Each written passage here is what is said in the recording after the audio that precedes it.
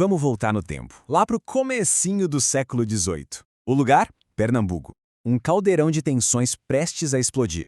É aqui que o poder estabelecido e o dinheiro novo vão bater de frente, e de um jeito bem violento. Para a gente entender essa treta toda, primeiro a gente precisa conhecer as duas protagonistas dessa história. Dois centros de poder que disputavam o controle da capitania de Pernambuco. Cada um, aliás, com uma identidade e um futuro completamente diferentes em jogo. De um lado, a gente tem Olinda. Ela era a capital política, sabe? O lar da aristocracia, dos senhores de engenho. Do outro, Recife, que era o verdadeiro motor econômico, dominado pelos comerciantes portugueses. Olinda tinha o poder tradicional, um nome, mas sua economia baseada no açúcar estava, em queda livre. Já Recife, que em teoria era subordinada a Olinda, estava prosperando, ficando cada vez mais rica. E é exatamente essa diferença que vai ser a semente da guerra. E olha, essa rivalidade entre os barões do açúcar de Olinda e os comerciantes de Recife não era uma coisinha boba, não. Tinha raízes bem profundas. Na economia, em dívidas e, claro, em muito orgulho ferido.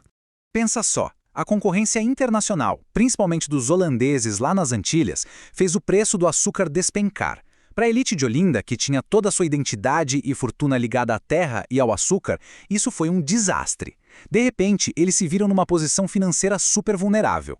E essa crise forçou os orgulhosos senhores de engenho a caírem numa armadilha. Eles tiveram que pedir dinheiro emprestado. E adivinha para quem? Exato, para os comerciantes de Recife que eles tanto desprezavam. As condições desses empréstimos eram brutais, criando um ciclo de dívidas que parecia não ter fim e, claro, só aumentava o ressentimento. E esse desprezo era claro, falado abertamente. A elite de Olinda chamava os comerciantes de Recife usando esses termos pejorativos. Mascates, que quer dizer vendedor ambulante, era um baita insulto. Para a nobreza da terra, o comércio era visto como uma atividade inferior, sabe? Coisa de gente menor. Mas o ranço era mútuo, tá? Os comerciantes de Recife também tinham um apelido nada carinhoso para a aristocracia endividada de Olinda, pés raspados. Uma provocação direta sobre a situação financeira difícil que os senhores de engenho estavam passando. Ou seja, o palco para o conflito já estava montado, com insultos voando dos dois lados. Essa guerra fria de apelidos e de dívidas estava prestes a ficar bem quente. Bastou uma única decisão da coroa portuguesa para transformar essa rivalidade em um conflito militar de verdade. Para a gente entender o peso do que aconteceu, é fundamental saber o que significava virar uma vila naquela época. Não era só um título bonito, não. Era conquistar a autonomia política, o direito de se autogovernar. E o símbolo máximo disso era erguer um pelourinho em praça pública. E aqui está, o momento decisivo.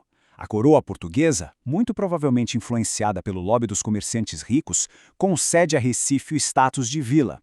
Para Olinda, isso não foi uma simples decisão administrativa.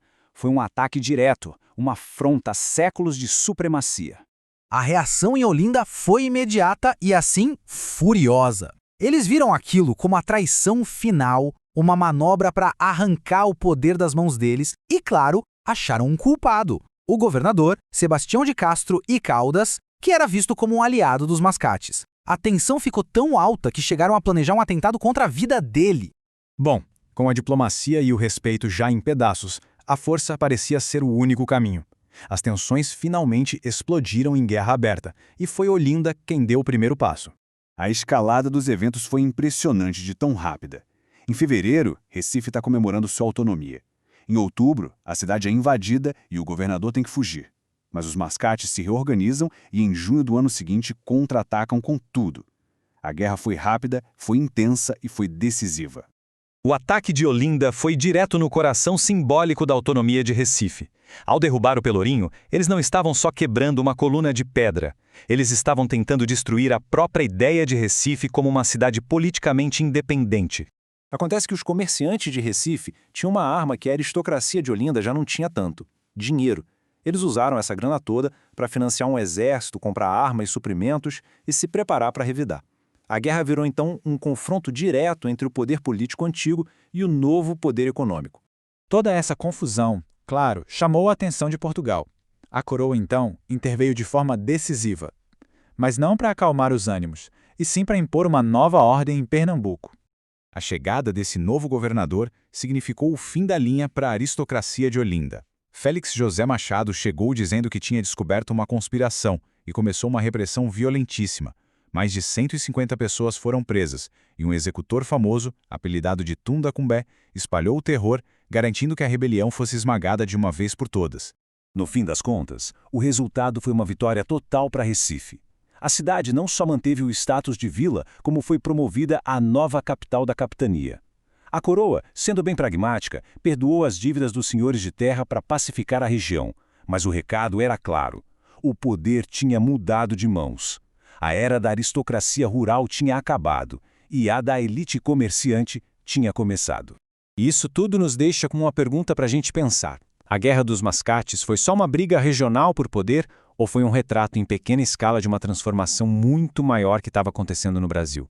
Um sinal de que aquela velha ordem agrária estava dando lugar a uma sociedade nova, mais urbana, mais comercial. O que isso nos diz sobre o Brasil que estava nascendo?